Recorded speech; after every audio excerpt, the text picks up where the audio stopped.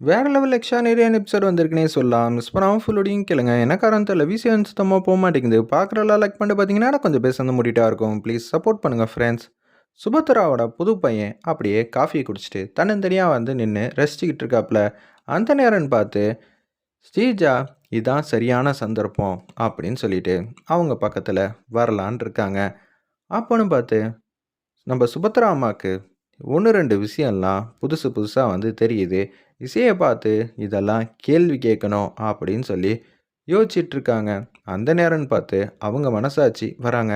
இசை உனக்காக என்னென்ன விஷயம்லாம் வந்து செஞ்சுருக்கா, அது எல்லாத்தையும் நீ மறந்துட்டு இப்படியெல்லாம் வந்து கோவப்படுறதெல்லாம் நியாயம் இல்லாத விஷயம்.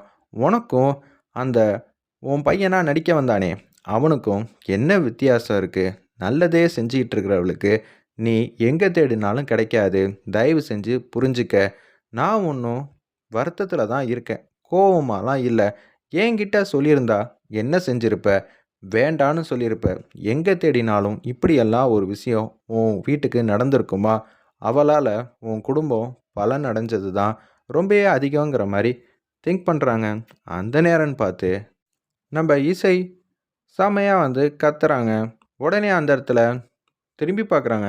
சொல்லுங்க ஸ்ரீஜா, இசைவாணி 2 பேரும் இங்கே தான் இருக்கீங்களா? அப்படின்னு சொன்னோன்னே ஸ்ரீஜாவுக்கு தூக்கி வாரி போட்டுருது. அந்த இடத்துல ஸ்ரீஜா வந்து பேச்ச ஆரம்பிக்கிறாங்க.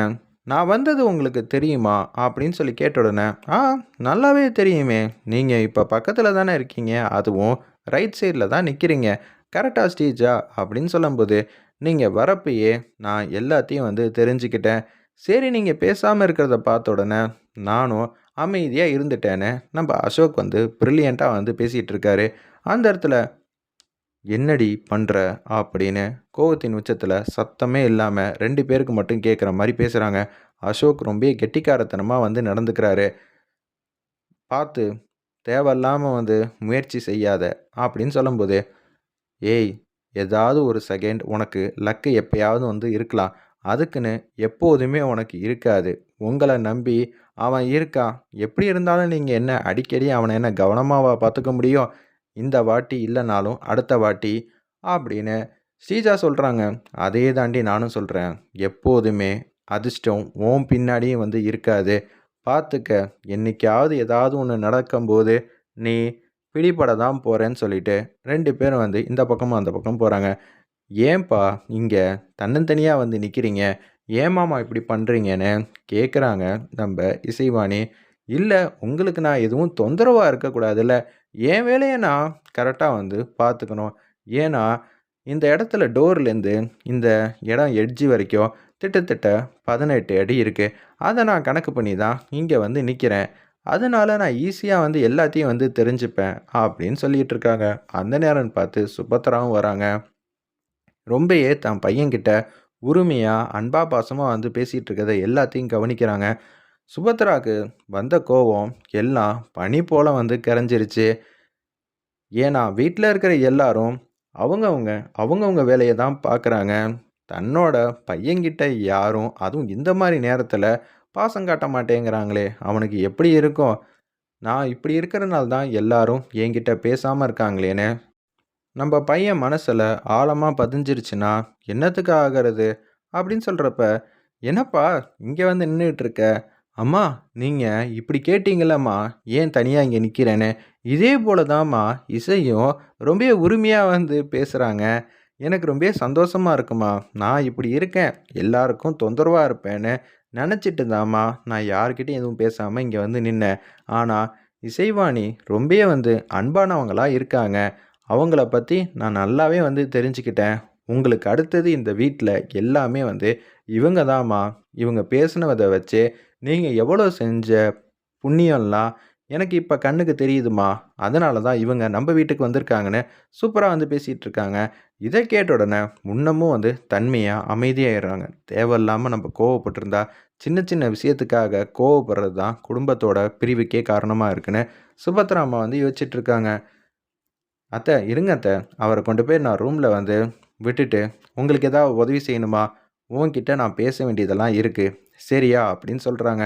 சரி அத்தை வரேன்னு சொன்னோன்னே இசைவாணி தன் பையன்கிட்ட எப்படியெல்லாம் வந்து பேசுகிறாங்க, எப்படியெல்லாம் ஜாக்கிரதையா நடந்துக்கிறாங்கங்கிற விஷயத்தெல்லாம் அப்படியே ஒண்ணு ஒண்ணா கவனிக்கிறாங்க.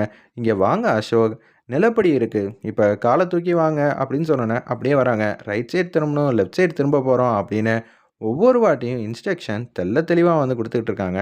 நம்ப இசைவாணி இது எல்லாத்தையும் வந்து கவனிக்கிறாங்க. நான் கோவத்துக்காக வந்தேன். இப்ப அப்படியே உல்டாவா வந்து மாறிப்போச்சு. சில பேர்கிட்ட இருக்கிற குறைய நம்ம பெருசா வந்து கண்டுக்க கூடாது. அவங்க நமக்கு தெரியக்கூடாதுன்னு நெனைக்கிறாங்க. அத அல்பத்தனமா நம்ப கேட்டு, அவங்கள அசிங்கப்படுத்துறதாக நெனச்சுட்டு, நம்பளே வந்து அசிங்கப்படுத்திக்கிற மாரி ஆயிடும். நம்ப பையன் இப்படி இருக்காப்ல, ஆனா இசைவாணி எப்படி வந்து புரிஞ்சுகிட்டு நடந்துக்கிறாங்க. வீட்ல இருக்கிற மத்தவங்கலாம் நார்மலா எல்லார போல தான் இருக்காங்க. ஆனா அவங்கலாம் இப்படி அன்பு பாசம்லாம் காட்டவே இல்லையே! "பல்லவி இங்க வா" அப்படின்னு சொல்லி பல்லவிய வந்து கூப்பிட்டு சத்தம் போடுறாங்க. "உங்க அண்ணன் இப்படி வந்து நிலைமையில இருக்காப்ல, நீ என்ன எதையுமே கவனிக்காம செல்லையே பார்த்துக்கிட்டு இருக்க?" "இல்லம்மா, சும்மா தாம்மா பார்த்துக்கிட்டு இருந்தேன்." பொறுப்புனா என்னன்னு இசைவாணிகிட்ட பார்த்து கத்துக்க. நீ இப்படியெல்லாம் பண்றது எனக்கு உன் மேல கோவத்த வந்து ஏற்படுத்துது. உங்க அண்ணன் மாட்டுக்கும் எங்கேயாவது சேர் இருக்குன்னு சொல்லிட்டு உட்கார வேண்டிய நேரத்துல சேர் இல்லாம போயிடுச்சுன்னா, என்ன பண்ணுவ? அம்மா, தங்கச்சிய எதுக்கும்மா வந்து திட்டுற? பொறுப்பா இருக்கணும்ப்பா. எல்லாருமே இந்த வீட்ல பொறுப்பா இருக்கணும். நம்ப வீட்ல எல்லாரும் இசைவாணி போல தான் இருக்கணும்னு ஆசைப்படுறேன். என்னம்மா இப்படியெல்லாம் வந்து பேசுறீங்க? சரிம்மா, அண்ணா சாரிண்ணா அப்படின்னு சொல்லிட்டு இருக்கிறப்ப, கரெக்ட்டா அந்த இடத்துல நம்ப சுபத்ரா மனசுல நல்லாவே ஸ்ட்ராங்கா, ஆழமா வந்து பதிஞ்சிடுறாங்க. உடனே வெளியில வந்து வராங்க. இசை, நீ எப்போதுமே இப்படிதான் இருப்பியாம்மா? அதாவது மத்தவங்க கஷ்டத்த எப்போதுமே மதிக்கணும், உணரணும். அது எதுவுமே உணராம என்னால இருக்க முடியாது அத்த. இப்ப கடையிலேயே நான் ஏதாவது ப்ராடக்ட் விக்கிறேன்னு வச்சுக்கங்களேன். வெவ்வேறு ஆளுங்கள நான் பார்த்துருக்கேன். சில பேரு சொன்ன அமௌண்ட்ட குடுத்துட்டு வாங்கிட்டு போவாங்க. சில பேர் பேரம் பேசுவாங்க. அச்சச்சோ! என் பையனுக்கு அந்த இதுதான் புடிச்சிருக்கு பொண்ணுக்குன்னு. ஆனா என்னால இருக்கிற விஷயத்துக்கு ஏத்த மாரி வாங்க முடியாது போல. சரிங்க, ஏதோ இத குடுங்கன்னு சொல்லி கேட்பாங்க. உங்களுக்கு புடிச்சதே எடுத்துக்கங்க. என்னால உழைப்பு தான். பரவால்ல. எனக்கு ஒண்ணும் அசலுக்கு ஒண்ணும் நட்டம் கிடையாதுன்னு அப்படியே நான் குடுத்துருவேன். இதுதாங்க வாழ்க்கை. அவ்வளதான். ரொம்ப பெருசு போல நம்ப கூட்டல், கழித்தல்லாம் பார்க்க வேண்டிய அவசியமே இல்ல. சிம்பிளா தான் இருக்கணும் அப்படின்னு சொல்றாங்க. சரி இசை, உன்கிட்டேருந்து நான் கத்துக்க வேண்டியது ரொம்பவே நெறையா இருக்குன்னு சொல்றாங்க. சுபத்ரா வந்து ரொம்பவே சந்தோஷப்படுறாங்க. அந்த இடத்துல நான் எவ்வளோ அல்பத்தனமா நடந்துக்க நெனச்சேன். ஆனா கடைசில என் மருமக எங்கேயோ போயிட்டா. அவளுக்கு கீழ தான் நான் இருக்கேன்னு நெனச்சா, எனக்கு என்னையே பார்த்தா கோவம் தான் வருது. அப்படின்னு ஃபீல் பண்ற அளவுக்கு நம்ம இசைவாணி சூப்பரா வந்து பேசிட்டாங்க. இது ஒரு பிரச்சனையே இல்ல அப்படின்னு அவங்களுக்கு புரிய வைக்கிற மாரி தான் இப்ப அசோக்கோட நிலைமைய பார்த்து அவங்க இதையெல்லாம் புரிஞ்சுகிட்டு ஏத்துக்க ஆரம்பிக்கிறாங்க. எதார்த்தத்த ரொம்பவே சூப்பரா வந்து கொண்டு போறாங்கன்னே சொல்லலாம். அந்த சீன்லாம் வெயிட் பண்ணி பார்ப்போம்.